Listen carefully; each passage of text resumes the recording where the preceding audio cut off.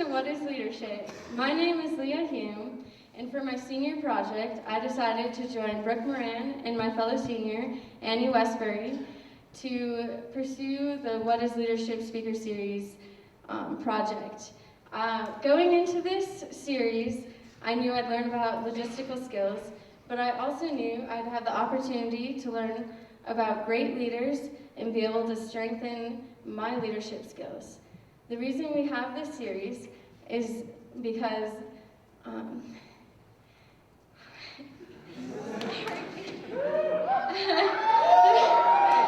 reason we have this series is that everyone's leadership skills are different and they aren't prescribed. So we want you to be able to learn a little bit each time and maybe be able to find where your strengths lie.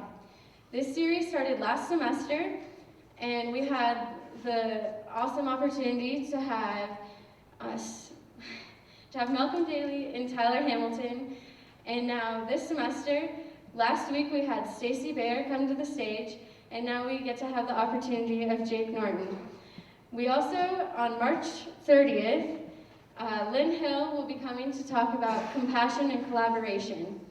We want to say thank you to our sponsors, so thank you to the Communication Arts and Language Center, the School of Business, the Center for Environment and Sustainability, the Convocation Fund, and Sarah Phillips, and of course the Recreation and Outdoor Education Program. If you like what you've been hearing, we encourage you to become a member or partner with us, and also just tell us who you want to hear come speak.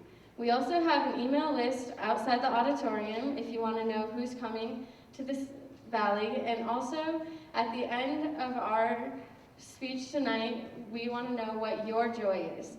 There's white boards outside the auditorium, and we'd like you to take a moment and write down what you have to say. Thank you.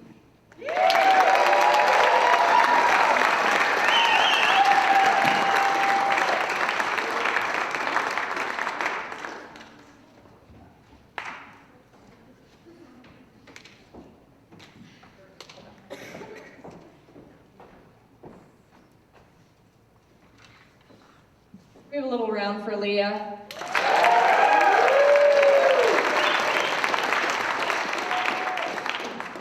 Thank you also to WP for the support in bringing Jake to campus.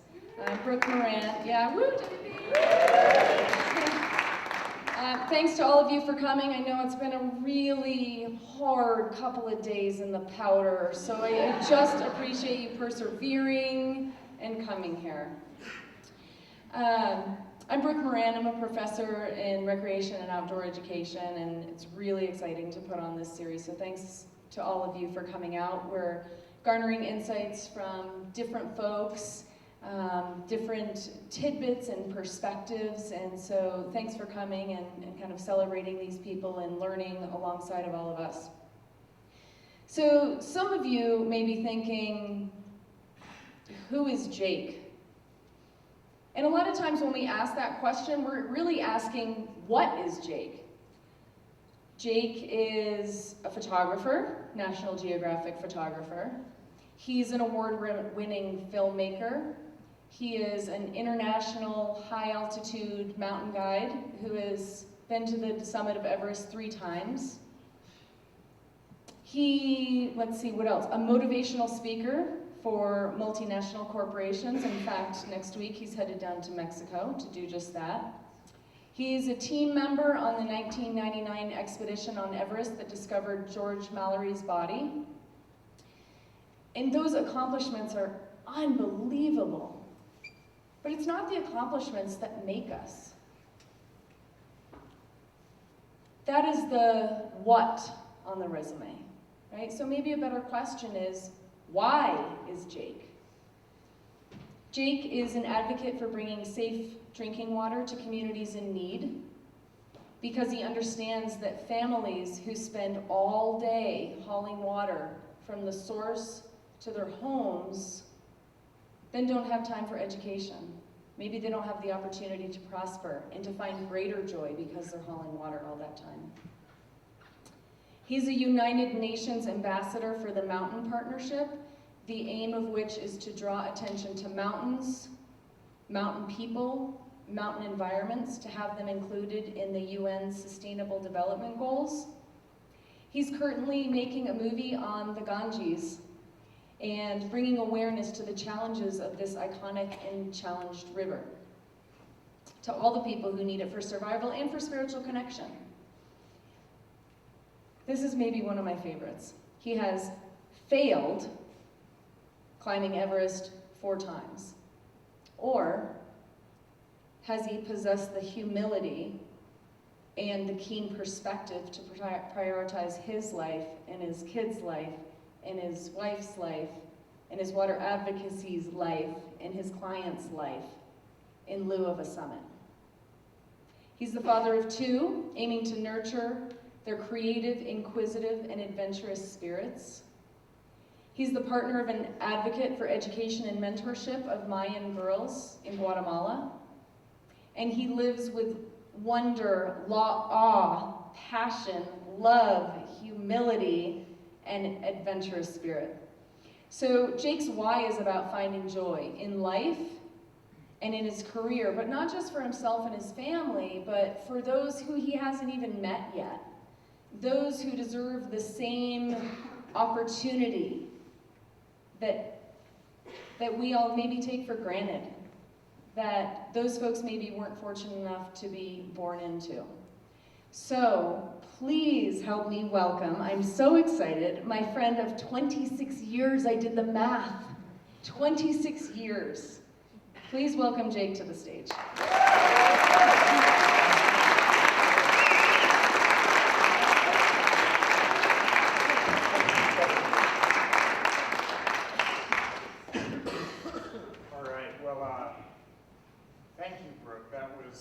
Too kind, and it was all untrue. She asked me, who I am and what I did, and I just made stuff up and pulled things out, so none of it's true. Some of it is bordering on truth, but no, I really appreciate that, and thank you, Brooke, for 26 years of friendship, and it keeps going, and she's amazing. I've had such a great short time here already at Western, and you guys, I know you already know this, but what a fortunate place you are in to have professors like Brooke and Paul and Maria and all the others who I've interacted with and gotten to know, who are just phenomenal. You're in this incredible community that cares more about just rote memorization of facts and figures, but actually allows you to engage with thought that goes beyond the norm and transcends just the simple concepts that really probably at the end of the day aren't that critically important. It's more important to ask yourselves the hard questions and discuss leadership in a very real and meaningful way, and then go back to your classrooms and have these engaging professors to discuss it with even more. So I'm just honored, to cut to the chase, to be here, and thank you all for coming out tonight. Now before I get into my full, I just turned this off. My full presentation tonight, I just wanted to start off by kind of preempting a question that always comes up when I talk to groups about my experiences and my life in the high mountains, and that question is, doesn't it take a toll on you? Doesn't spending all this time on the slopes of Mount Everest, in high altitude peaks and the extreme cold and risk and rigors of all these high mountains around the world, doesn't it take a toll on you? And the answer is hands down a resounding yes. It takes a huge toll on you, both mentally and physically. And mentally, you may very well see the toll evidence, because I might just stop talking and begin drooling on myself up here, and that's just a residual effect of too much time at high altitude. You kill a lot of brain cells up there.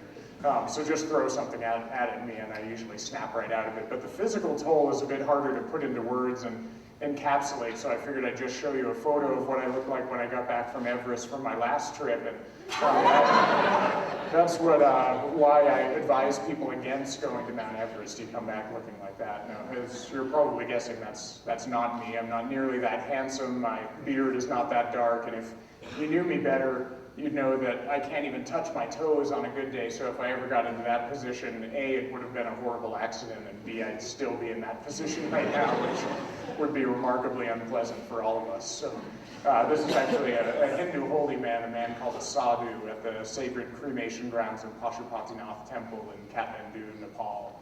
an amazing place if you ever get the opportunity to visit there. Excuse me. So no, in all seriousness, I am going to talk about some questions and issues that are very important to me and really have defined my life for a long time, my personal life, my professional life, my climbing life, and my life off the mountain as well, but really came to a head in the last 6-7 years, and it really all centers around questions. And the first question is a simple yet important one: why am I here? And obviously I know why I'm here right now. You guys asked me, Brooke asked me to come, so that's why I'm here, but why am I here? Well, that was a question that was popping into my head and rattling around my oxygen-starved brain on May 18th, 2009, as I stood on the summit of Everest for my 3rd time. Not the best place to have that question pop up. Why am I here? And of course, physically, I knew why I was there. I walked up there. But mentally, that's what was getting to me, because I had just done my normal tradition on mountains all around the world. I'd reached into my down suit, into my pocket, and pulled out a picture of my 2.5-year-old daughter at that time, and myself and my wife, who was pregnant with our 2nd child, while I was gone on Everest. And as I looked in the eyes of my daughter, Lila, she was a bit younger in that photo, but this is what she looked like when she was 2.5. I was remembering what she had asked me at the airport as I was about to get on the plane to leave her and my wife for 75 days, and she just looked at me in the eyes with those innocent 2.5-year-old eyes and just said, "Daddy, why do you have to go?" And I didn't have an answer. But I kind of figured, well, that's okay. You know, right now I'm getting on the plane, everything's hectic, I'll figure it out. I'll understand why I have to go. And, you know, I've got 75 days to come up with a good answer. Well, 75 days later, I'm on the summit of Everest, and I still didn't have one. And there was that vision of Lila, knowing that that question was still burning in her head as I was missing those moments, those times that I'd never get back. Why was I here? And it was a weird trick to be asking that question on, because really everything was pretty perfect. We had this amazing expedition that year. We were sponsored by Eddie Bauer. All of us on the team were working for Eddie Bauer, bringing this great American company back to its roots as an outdoor outfitter. Some of my heroes were on that trip, mentors, people I'd worked with for years and admired, people like Dave Hahn and Ed Viesters, and great friends. We had great camaraderie on the mountain, good weather, good health. On May 18th that year, the weather was absolutely perfect. We climbed up over the south summit, up across over the Hillary Step, and got to the summit, and it was absolutely perfect. It was such a nice day. I was able to sit up there on top of the world for 2 hours with my oxygen off, taking photographs and waiting for all the team to get up there. So physically, everything was perfect, but again, this more metaphysical, philosophical issue was rattling around in my head. Why was I here? And I realized I didn't have an answer. I realized that despite all my best intentions, I had become what I told people, told my clients, told my friends, and people I was teaching to climb, what I told them not to be. I had become a climber who was climbing for products. I was up there climbing for a paycheck. I was up there to take photos, but it kind of ended there. The story ended there. And have any of you in the audience here, have you seen the TED Talk or read the book by Simon Sinek called Start With Why? Anybody out there? Okay, I see a few hands going up, and if you haven't, it's well worth either reading the book or watching the TED Talk. It's really great, but Simon Sinek poses this question, start with why, and he explains it pretty well. He says, pretty much all of us know what we do. Most of us know how we do what we do. But it's the rare exception, and those are generally the most successful individuals, communities, teams, countries, companies, whatever it may be, who truly understand why they do what they do. So it's not just the what and the how, but it's why, and that why, again, goes deeper than just the product. It's not a paycheck, it's not an A in your class, it's not a piece of paper that says you graduated with honors, it's not any of that. It's got to be deeper and more meaningful than that. That's the true why, and that's what I realized I was missing up on the summit of Everest that day. It had evaporated from my climbing, from my life, and I knew pretty quickly that I had to find out how to get that back. that I was missing something absolutely fundamental and critical in everything that I was doing. And so as I began descending off the summit of Everest that day, that question was haunting me. I was tripping over my own feet because I was so focused on trying to figure out the answers that I needed.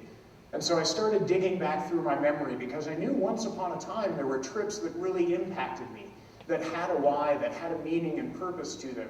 And I knew that if I dug those out of my memory, out of my cerebral archives, then I could maybe get closer to the answers I was seeking. And the first memory that came flooding back to me was one of my very first memories as a climber. I was 12 years old, and I was just getting into climbing. You love those sunglasses, huh? Aren't those stylish? Wait until you see a couple shots from now what I look like later on. But my dad and I went out to Mount Rainier in Washington State that year, 1986. That's dating me pretty well. I was 12 in 86. How many of you were born in 1986? Few. All right, there's a bunch of hands up. That makes me feel better. All right. So my dad and I went, we climbed Mount Rainier that year, and unfortunately I did do it in a pink New Balance running jacket, not something I'm very proud of, but did make it to the summit, which was great. I was thrilled about it, but it was agonizing getting there.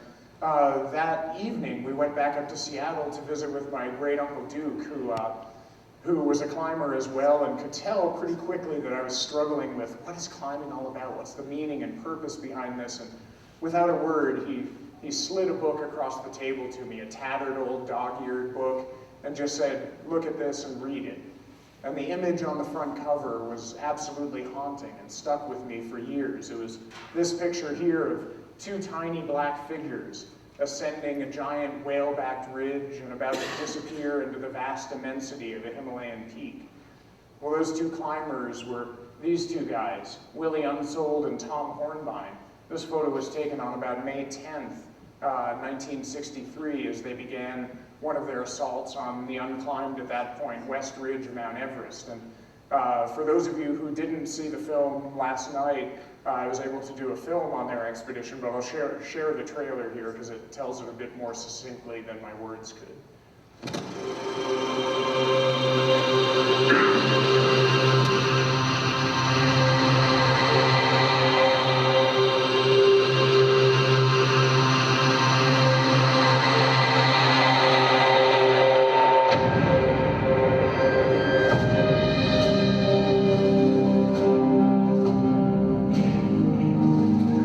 In '63, everyone on that team was chosen for their unique talents that they could contribute. It looked like a really tough call. Man, this is a bad guy, a real bad guy. You're doing damn well, little buddy. Keep it up, Just open again. I mean, we were turning around. 28,000 feet, no oxygen, no tent, no sleeping bags, no water, no food. The temperature fell to 18 below zero. I expected to find 4 dead people if I found anybody.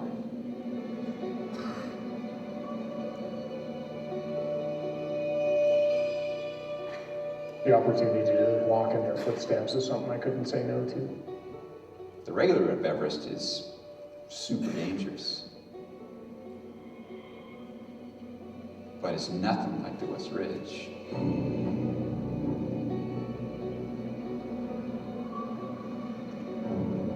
There's no given of success.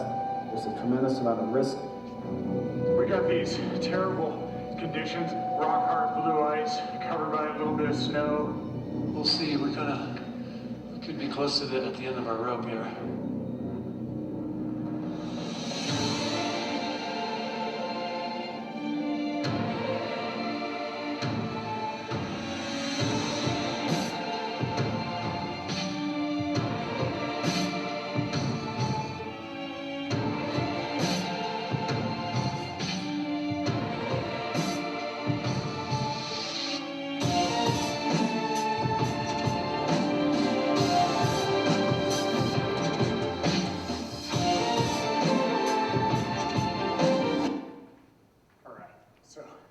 So that gives you a little bit of an idea of Everest in 1963, but why did that memory of that trip, of that expedition, of Tom and Willie, why did that come flooding back to me in 2009? Well, of course I was overwhelmed when I read that book and throughout my climbing career at the audacity and phenomenal accomplishment of Tom and Willie on the West Ridge. That was, beyond the pale and spectacular. But the reason that expedition came back to me and I was remembering it was more the way they handled themselves after the expedition. They were these incredible guys. Climbing was just one facet of their being. And they weren't motivated by ego. They weren't motivated by products. They had a real why for why they climbed. And Willie Unsold, I think, summed it up perfectly. About a year after that 1963 trip, he was put up on a pedestal, revered for having climbed Mount Everest, and looked at as kind of a god for what he had done. And this was his response. So you've climbed the highest mountain in the world. What's left? It's all downhill from there. You got to set your sights on something higher than Everest. And so there I was, coming down off the summit of Everest, asking these deep questions and thinking of Willie Unsold higher than Everest. Well, what the hell's higher than Everest? Nothing's higher than Everest. Well, of course, what Willie was getting at was not anything physically higher than Everest, but something more profound, something deeper with meaning. Well, what was higher than Everest for Willie Unsold? Well, quite a bit.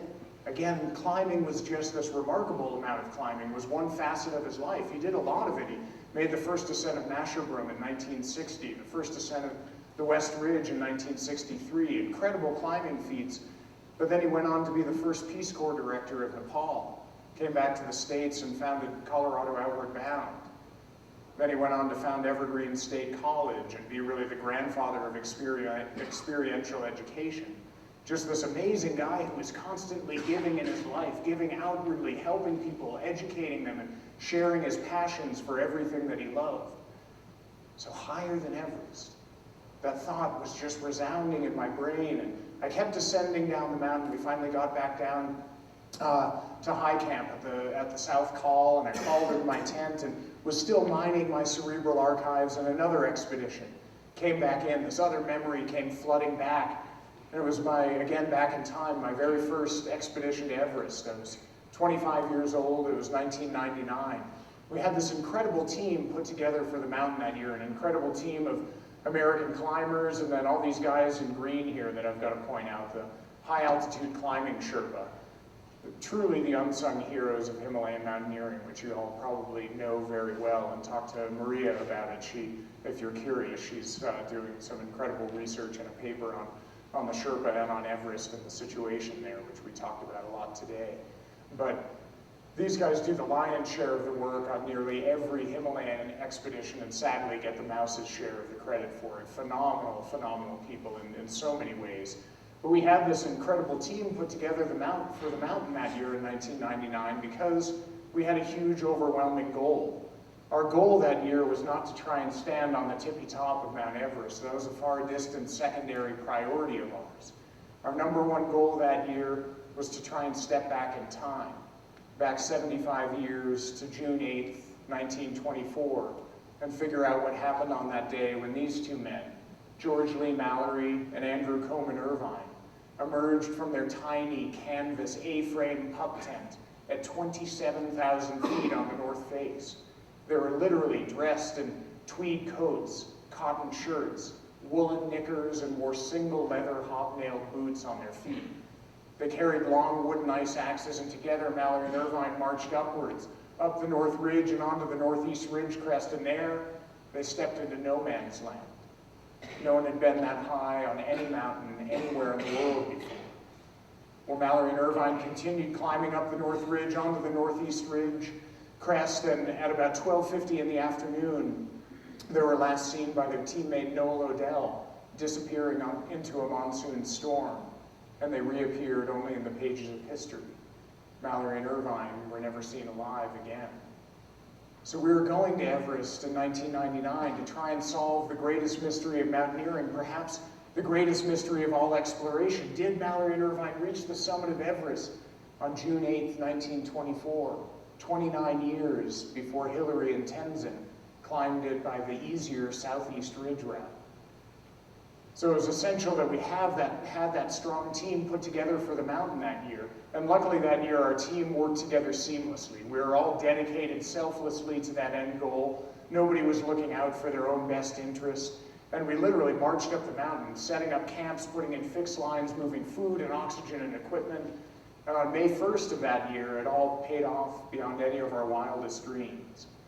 On the morning of May 1st, 5 of us awoke right here at 25,600 foot Camp 5, perched on the North Ridge. And our goal that day we thought was a pretty humble one. Our goal was to climb from Camp 5 over here, up the North Ridge, out onto the North Face, up to High Camp, and then descend down into this snowy basin here, an area we had started calling the Mallory Basin. It's just where we had a hunch we had the best chance of finding evidence of them from 75 years before. So we all spread out into the basin that day, trying not to cover the same ground twice, looking for anything that seemed out of place. And after about an hour and 45 minutes, a key component to success on Everest, essentially dumb luck, shone on our shoulders. Our teammate Conrad Anker had walked over to this point right here to gaze into the Great Couloir and see if he wanted to come back the next year and ski it. Well, the Great Couloir is about 10,000 feet long and about 60 degrees in steepness, so I think Conrad got up to the edge and went, "Oh, I'll wait until the chair lifts in," and started walking back over here, and he stopped right here to fix one of his crampons, and he's sitting down in the snow and ice and fixing his crampon, and he happens to glance over his left shoulder back uphill and sees something sticking out of the rubble. Well, it's darker than the snow and lighter than the rock, so he gets up to investigate, and when he gets on scene, he immediately hops on the radio and calls a mandatory team meeting. Well, we had been picking up phone calls from China on our radios all day long, so most of us just flat out ignored what Conrad had to say, but I could see him 50 meters away from me, frantically waving his ice axe above his head, and also distinctly remember hearing him say that he had Snickers and tea, and I figured, I didn't have any Snickers and tea. If Conrad has them, I'm a good team player. I'm gonna go help lighten his load a little bit. So I just nonchalantly strolled over to where Conrad was, and when I got on scene, I was literally stunned into silence because there was Conrad standing over the remains of what had become for all of us a fallen hero. He had found George Mallory on Everest in an hour and 45 minutes. And I still get goosebumps to this day remembering the discovery of Mallory, the time we spent with him, the incredible artifacts we found in his pockets, and the things we learned about he and Irvine's final days and hours on the mountain. And I really find my words can't begin to do it justice and capture the emotion and poignance of it all. So I've got, again, a short video clip here that will tell it better than my words ever could. Looking at him, I mean, I'm still struck by it, like a Pompeii victim. We were all just stunned into silence.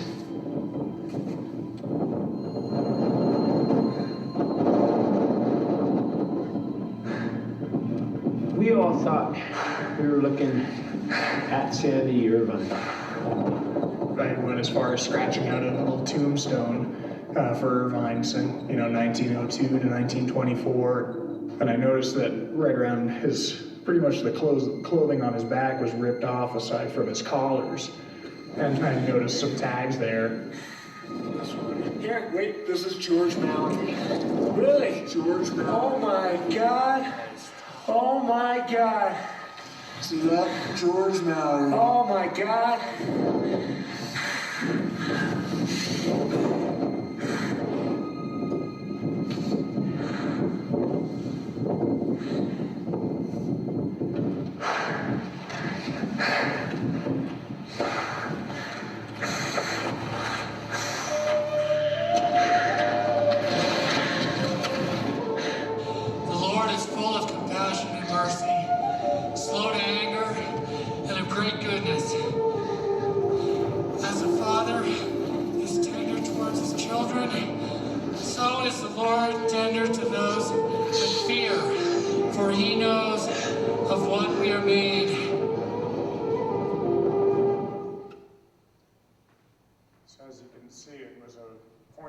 Series of moments for all of us up there. We spent about 5 hours with Mallory, delicately chipping him out of the snow, ice, and rock in which he was encrusted, finding incredible telling artifacts in his pockets. And then spent the last final hour gathering enough rock and gravel to cover his remains completely, and then read the committal from the Bishop of Bristol in the UK that his family had asked us to read over his remains should we find him. But why was this trip flooding back to me? Why was it so important in the archive of my memory? And of course it was this incredible moment. It was a wonderful expedition. It was stunning to find George Mallory, but there was a different reason why it was coming back to me. And really that reason was something that happened long after the expedition concluded. 3 months after the expedition was over and we had analyzed all the artifacts that we found on Mallory that day, we placed all his personal effects in a cardboard box and they were flown down to Berkeley, California. And there they were placed in the lap of an 83-year-old woman named Claire Mallory Milliken, who was Mallory's daughter. And her last memory of her dad was when she was an 8-year-old girl bouncing on his knee at the docks in Liverpool, England, as he waited to board the SS California and set sail for Bombay. And she told us that she remembered her last memory of her dad as she bounced on his knee was sitting there playing with his expedition goggles. And strangely enough, 75 years later, we were able to take those same goggles, place them back in Claire's hands, and give her at least some degree of closure on her dad's life and death. Claire sadly passed away the very next year.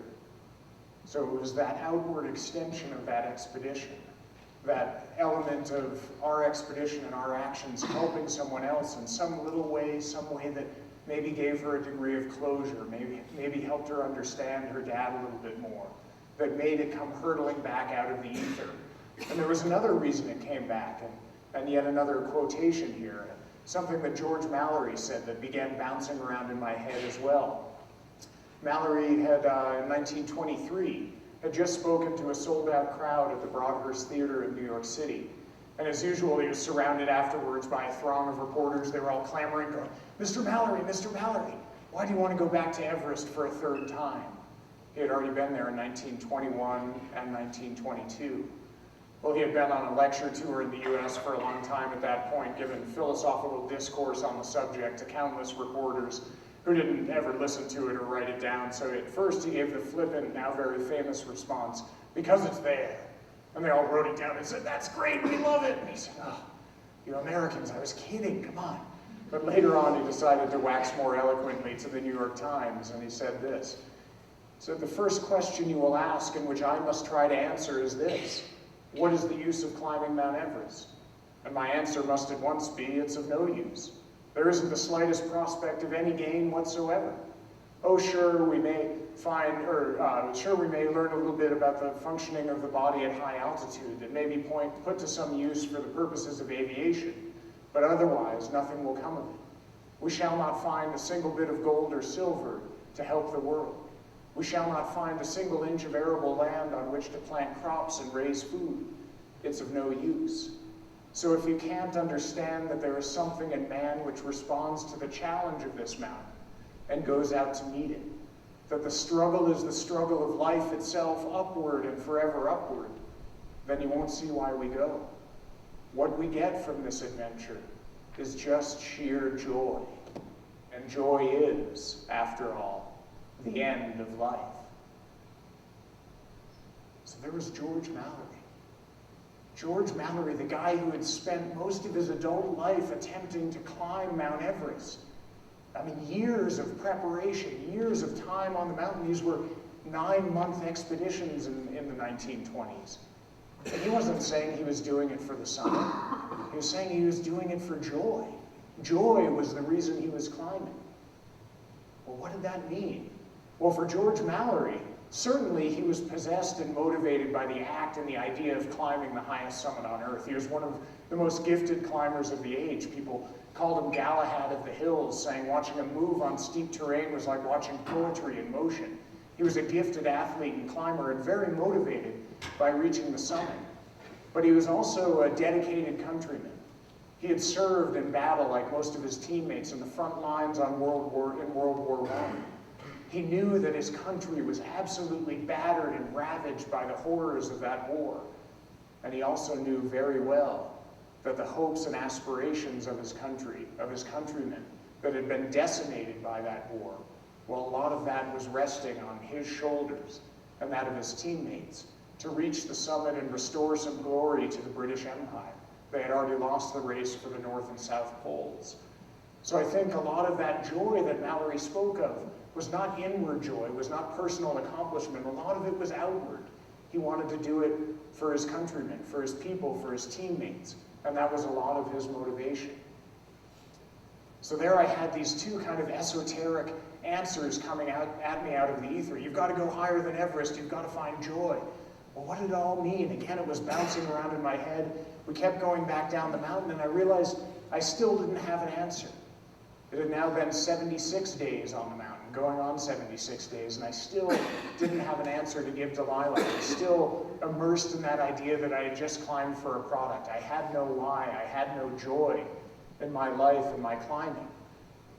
And so let's ask that question a little bit. What is joy?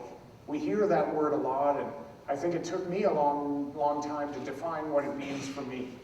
Happiness is not joy, and joy is not happiness in my vocabulary. Happiness is personal. Happiness is usually involved in personal self-interest. It's an A on a paper, it's getting a new car, it's eating some dark chocolate, having an espresso in the morning, reaching a summit and checking it off our to-do list. It's personal, it's self-interested, and it's usually pretty transitory. It doesn't really last with us. Joy, on the other hand, is something entirely different. Joy, to me, transcends the self.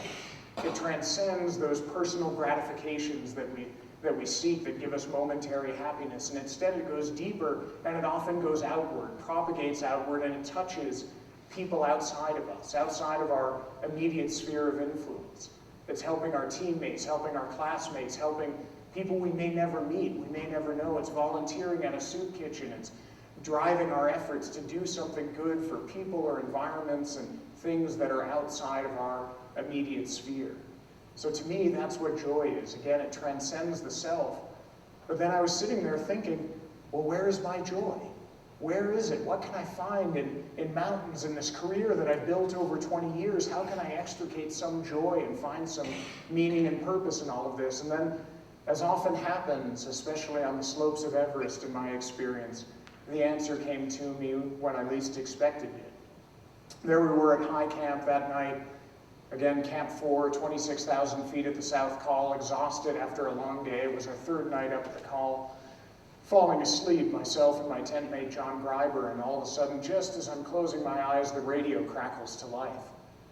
And it's a friend of mine, Willie, and his brother Damien Benegas from Argentina, and we always laugh. They speak their own language called Benengalish, where nobody can understand it. You talk to people who speak English and they go, I don't know what Damien and Willie just said. And you talk to Argentinians and they're like, they don't speak Spanish. Who knows what they just said? But the one thing that's definite about Willie and Damien is they're remarkably adept at being around any rescue that happens anywhere on Mount Everest. Anytime there's a rescue, you hear Willie going, hello, rescue, and you know it's Willie. And so that's what popped onto our radio at about 9 o'clock at night was Willie animated. He's got this incredible energy, and we can only pick out a few words, but it was basically Irishman collapsed, rescue, need help. And you know, your first reaction is, really, I'm in my sleeping bag, I'm tired, I'm warm, I don't want to get out. But myself and John, we knew immediately that there's no way we were just going to sit there and ignore that. So we got out of the tent and started back up towards the balcony, climbed up about 1,000 feet, met up with Damien and Willie and the victim who had pretty advanced cerebral edema and some frostbite. And fortunately, we were able to, with the four of us, drag him and kind of pull him back down the mountain and get him into the safety of the tents. And you know, most likely save his life that night. And so suddenly it came to me. There was this expedition that in the matter of an hour had gone from having no meaning at all, being completely devoid of higher than Everest, of any joy whatsoever, and boom, by transitioning it, by this act that I had nothing to do with aside from being there to help, suddenly it had meaning, it had purpose, it had joy. We had just helped someone else, and suddenly the whole thing was starting to crystallize. But I realized that I was going to continue climbing in my life. That was what my career was built around, and I couldn't very well just keep going to Mount Everest hoping that I'd find a rescue on or somebody to rescue on every expedition. And therefore have meaning for each trip. That wouldn't work very well. So I knew I still had some work and some engagement to do.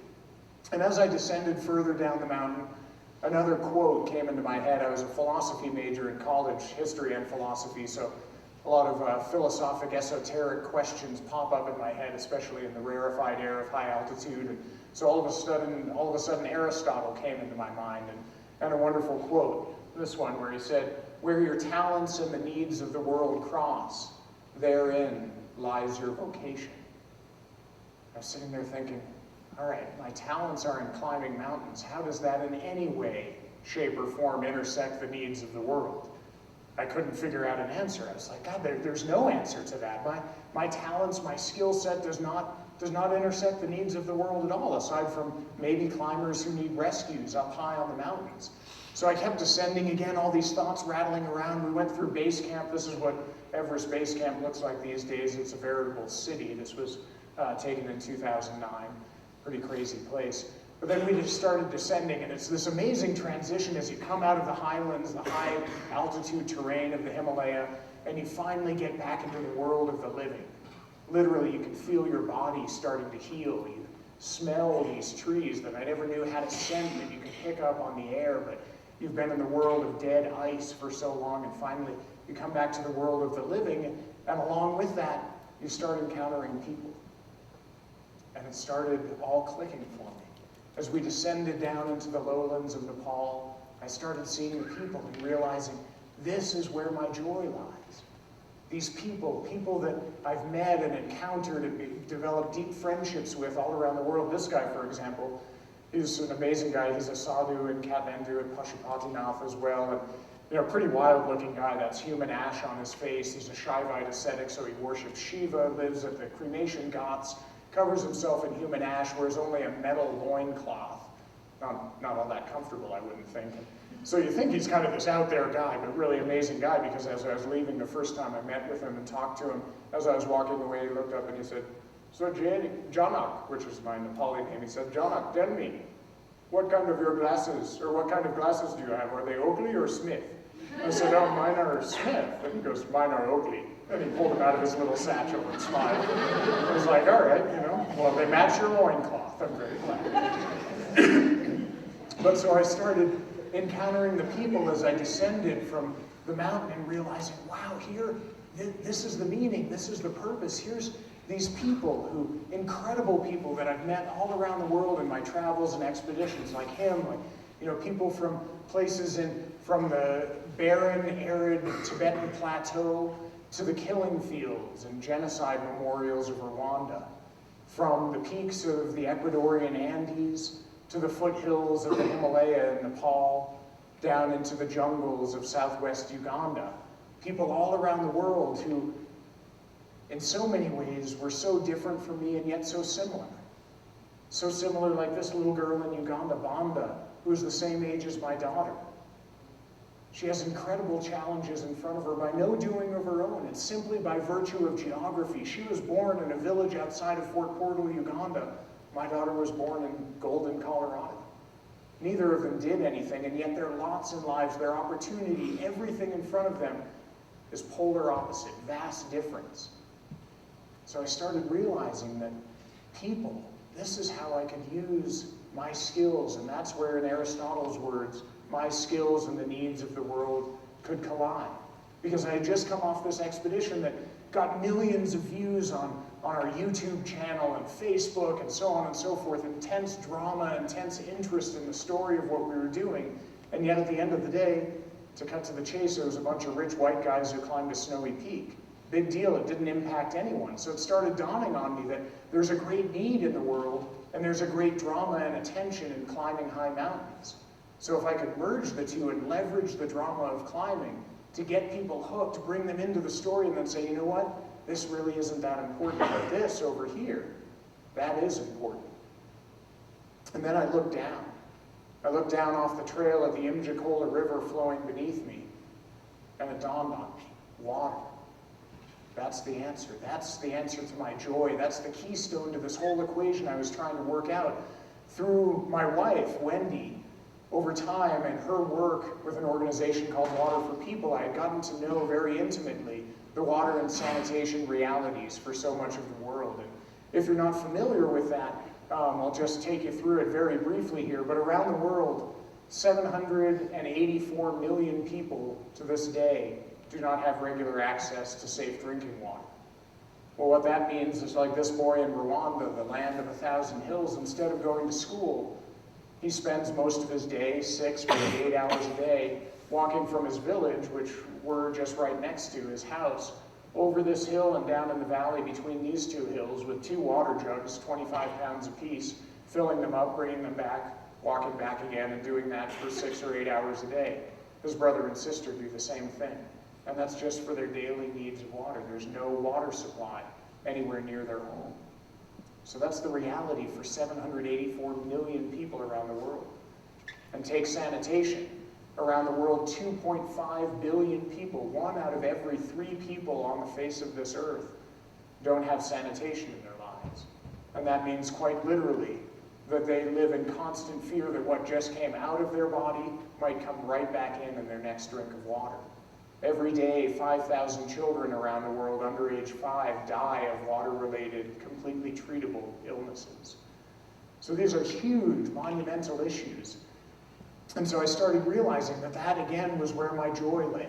That's how I could connect the two things, and my skills and the needs of the world. So I decided to transition things quite a bit, and I started this organization called Challenge 21. And the goal initially was, again, to leverage the drama and visibility of climbing the high peaks to direct awareness and funds to this necessary and critical issue around the world. And the way I built the organization was that funds would all go directly to the charity we're supporting, which is Water for People and Charity Water. I didn't want any of the money that people donate going to fund my expeditions, which has never happened. I never even touched that money, actually, but it started working pretty well. Our first expedition, we got off the ground in 2011 and went to Ptolemy's famed Mountains of the Moon, the Ruwenzori Mountains on the border of Uganda and the Democratic Republic of Congo. And it is one of the most beautiful and yet one of the most absolutely butt-kicking mountain ranges I've ever been in the world. This is what the terrain looks like for the first 6 days. Walking, this was actually shallow mud. We were in our up to our waists in just squelchy, pull rubber boots off your feet mud, walking through bogs that went on for eternity.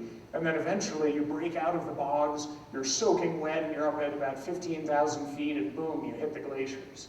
And it's just this magnificent, otherworldly terrain. You can see why Ptolemy called it the Mountains of the Moon. And so we climbed this peak here, Margarita Peak of Mount Stanley, sometimes called, I consider it to be the 3rd highest peak in Africa.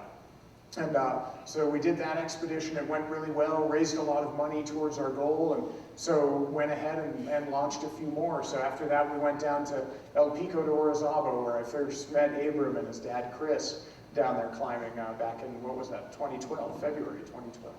So wonderful trip, wonderful expedition, good friends, and then continued onward after that to the West Ridge of Everest, doing the film project, but also using it as a fundraising and awareness-raising expedition. And then as things happened, I decided that things needed to evolve a little bit further because something else was dawning on me. Well, first off, we had incredible success through now 6 Challenge 21 expeditions, fund and awareness raising. We've raised about $330,000, every penny of which has gone directly to the organizations, Water for People and Charity Water and their partners. And also, almost more importantly, we've also spread the word to about 1.5 million people through various media and gotten them aware of the challenges of water and sanitation globally. But I also was starting to realize that the work I was doing, the peaks I was climbing there was a disconnect going on. The peaks weren't necessarily related to the water and sanitation issue, and the way we were telling these stories was not actually tying the mountains to the issues of water and sanitation. And there is a very direct and distinct tie, as all of you in this room know because you live in the mountains. You know that the most important rivers of our country flow out of our state, flow out of Colorado, and are dependent upon the snowpack. And it's pretty dire here in many years, but in other places in the world it's incredibly dire. This is Mount Kenya in 1933, and this is Mount Kenya in 2012. You can see a fairly marked difference there. Within about 5 to 10 years, almost all the permanent snowpack glaciation on the peak, by some estimates, will be gone completely. And so with this transition in Challenge 21, we decided, myself and a partner that I work with, Pete McBride, we decided to start telling stories that would tie the mountains to the watershed and tell a holistic water and sanitation story. So, and also we, in tandem with climate change affecting mountains and water capacity, water storage, there's also, of course, the rivers flowing off of these mountains, like the Ganges River here in India, that due to population pressures, development, unregulated pollution, everything that goes on in the developing world and the developed world, they transition from these wild and free-flowing, pristine rivers to mere shadows of themselves just a few hundred miles downstream. And so this was the story I wanted to start telling, a broader story of mountains and water. And so our first trip in 2012 on this project was to Mount Kenya. And again, I've got a little trailer here I'll share with you that shows a little bit of that work that we're doing.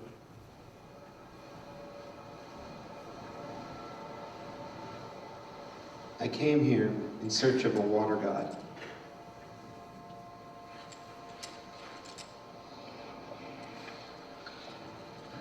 Every time I stand up, I'm getting the static. Yeah, I'm fully getting it on my forehead. You hear that rock buzzing? Yeah. Is that one right above us? It's right there, listen to it. I didn't expect to get this close.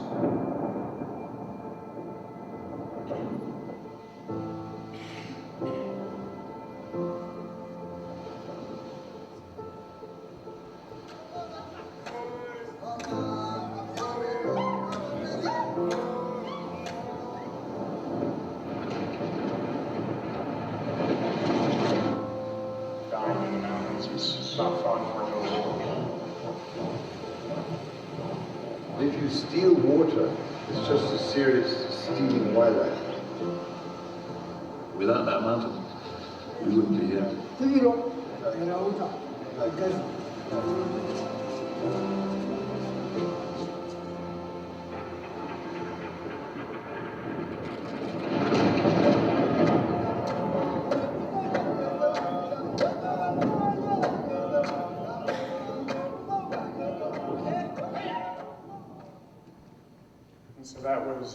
That was the Mount Kenya expedition that went well. We were really happy with the story we were able to tell, so that in turn led to the next expedition, which was fall of 2013, and then a couple weeks ago returning to shoot more, and that was the Ganges River, where we kind of had this harebrained idea, both Pete and I, to follow the river from its truest identifiable source all the way to the sea. So we started up high in the Garhwal Himalaya, attempting an unclimbed peak, still unclimbed because we didn't make it, called Chowkhamba 4, but this is the Bhagirathi Mountains, absolutely stunning range.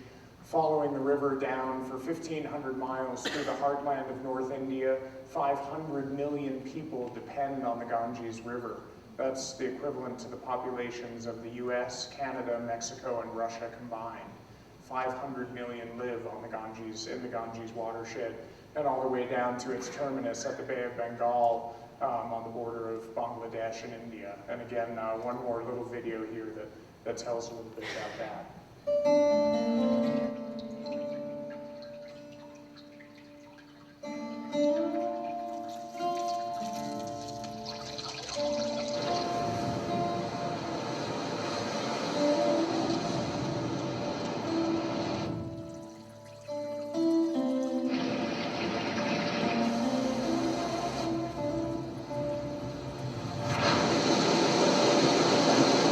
In northern India, there's a river with over 100 names.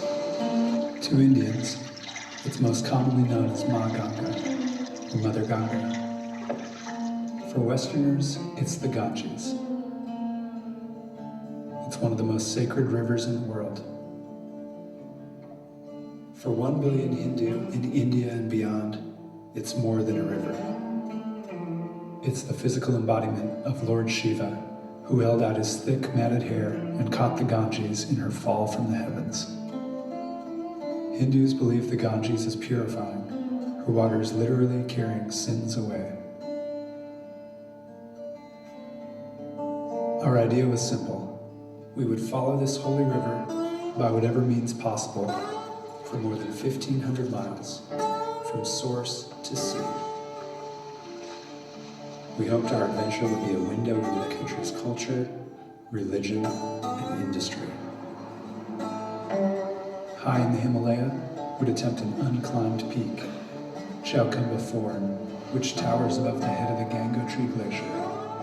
And along the way, we document this troubled watershed that is both revered and reviled, dammed, diverted, and in places, utterly destroyed. In Hindu belief, Ma Ganga's waters can release the dead from samsara, the cycle of death and rebirth, and help them attain moksha, or release. But what if the Ganges herself is dying? Will she be reborn?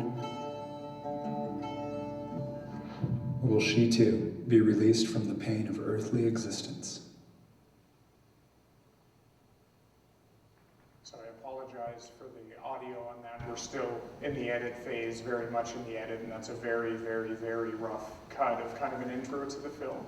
But so that's what the whole Challenge 21 mission and everything has progressed to for me.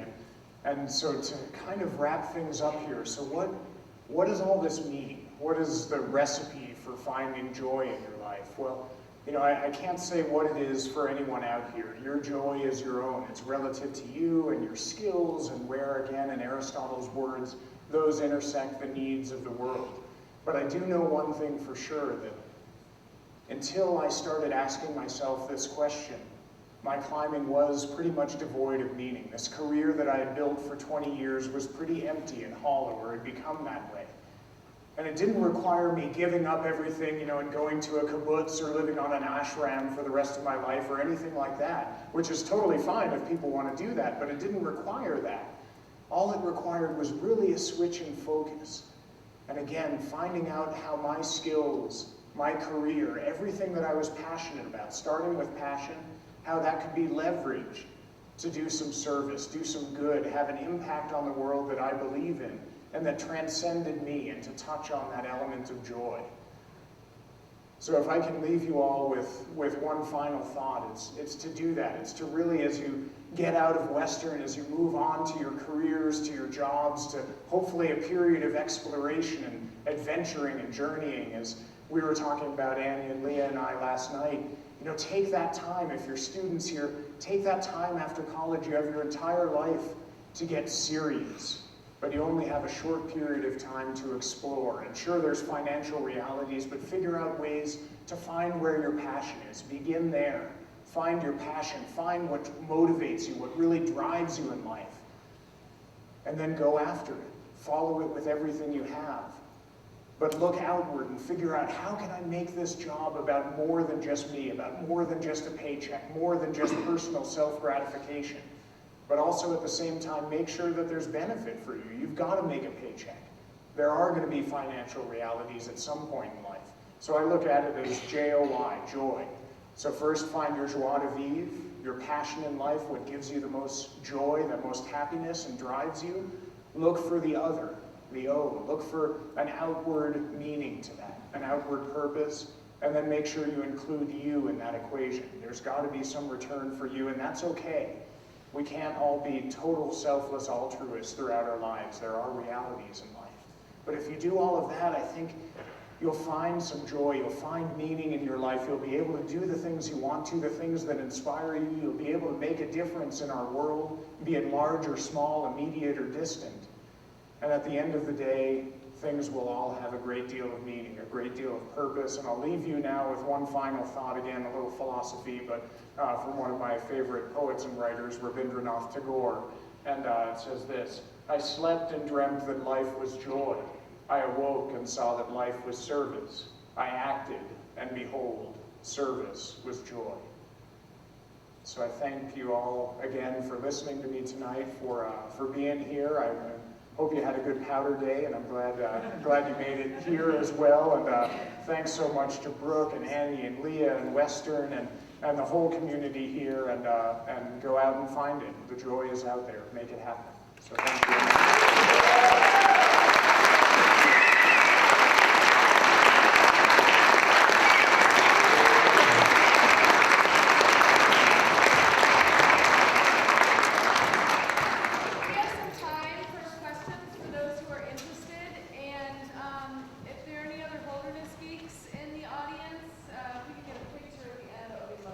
Is there anyone else from Holderness here?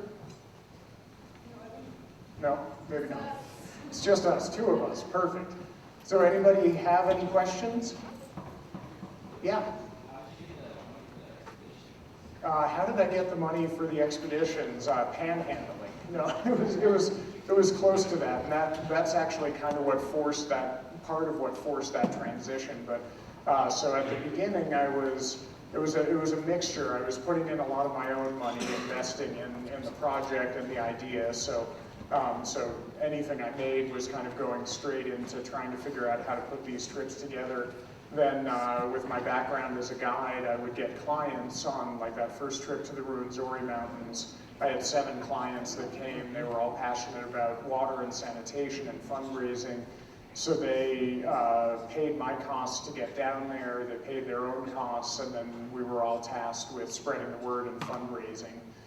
So that's how that expedition got off the ground. And then others, I was able to get a little bit of corporate funding for it, for the trips for Orizaba and then the West Ridge of Everest. But most of it was through guiding and sweat equity and my own capital, putting that in.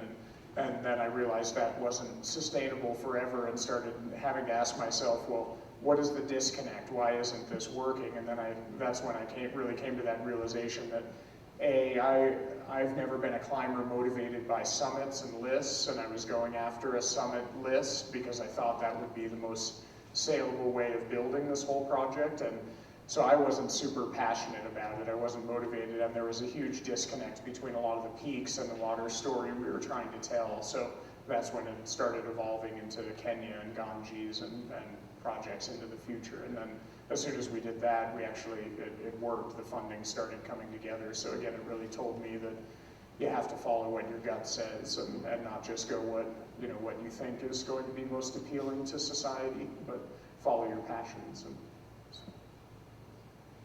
Yeah. What's your next project? Right now, we're again in that huge edit phase for the Ganges film, so that's going to occupy the next 4 to 6 months at least, really refining that and fine-tuning it. So that's the next big one. But then the work that I'm doing with the UN's Mountain Partnership, I'm really excited about that. It's as Brooke mentioned, basically we're working with 60 member states to advocate in front of the UN to get, as they're looking at the post-2015 Sustainable Development Goals, advocating for mountains and mountain areas and peoples and cultures and environments to be included in that equation and in that conversation. And so what we've been talking about is me organizing some expeditions to the most threatened mountain ranges on Earth, and the first one we're looking at is a range that I haven't been to called the Sierra Madre de Santa Marta, which is in Colombia, an amazing range that in 50 kilometers goes from the Caribbean coast to 19,000 feet. And it was occupied and sealed off by FARC guerrillas for years, war-torn area. It has very isolated indigenous mountain tribes, but now it's also seeing huge impacts as very wealthy Colombians are able to build palaces up in the foothills and a lot of environmental threats, and it's a remarkable area environmentally and from a species standpoint. So the hope is to put funding together to go and climb and explore that region and tell the story visually and film and photograph and use that as a tool to get the other member states of the UN that are not part of the Mountain Partnership, the US being one of them, to actually acknowledge that mountains are a critical component to the whole sustainable development equation. So that's the next big project, and a very long-winded answer to a simple question. So. I'm not good at succinct, am I? So, any other questions? Yeah. So do you feel more comfortable now leaving your daughter or your kids and sort of knowing what you're going off to do on these long expeditions and the time away than you did in, I guess, 2009 it was? Yeah, do I feel more comfortable? Definitely. I mean, it's still not easy. When I left for the Ganges, which was a 45-day trip in 2013, it was, it's still hard. And when I went to the West Ridge, which was 80 days in 2012, I mean, it's brutal and still incredibly painful, but I do feel like at least I have a good reason for being gone, or a reason that resonates with me. I don't want to make things black and white, but for me, I needed that. I needed to feel like, it's not just about making money. It's not just about me saying, well, look how tough I am. I climbed Everest or climbed this or that. It's so it's feels much better to me now. Still hard, but much better, much more comfortable. So, yeah, good question. Any others? All right. Well, again, thank you all very much. I appreciate it, and huge thanks to Western for making this happen, and thanks to you all for coming out. So,